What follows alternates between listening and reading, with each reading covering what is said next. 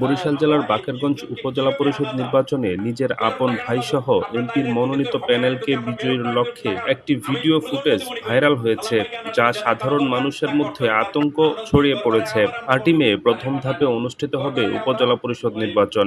ভোটের প্রতি সাধারণ মানুষের আস্থা ও বিশ্বাস ফিরিয়ে আনতে দলীয় মনোনয়ন ও দলীয় প্রতীক বাদ দেয়া হয়। প্রধানমন্ত্রীর নিষেধ অমান্য করে বরিশাল ৬ আসনের এমপি মেজর জেনারেল অবসরপ্রাপ্ত ইঞ্জিনিয়ার আব্দুল হাফিজ মল্লিক তার আপন ছোট ভাই আব্দুস সালাম মল্লিক সহ একটি প্যানেল ঘোষণা করেছেন। এমপি মন্ত্রীদের নিজ এলাকায় প্রবেশের দলীয় কঠোর নিষেধাজ্ঞা উপেক্ষা করে উপজেলা নির্বাচনে প্রচারণায় অংশগ্রহণ করেন এমপি হাফিজ মল্লিক।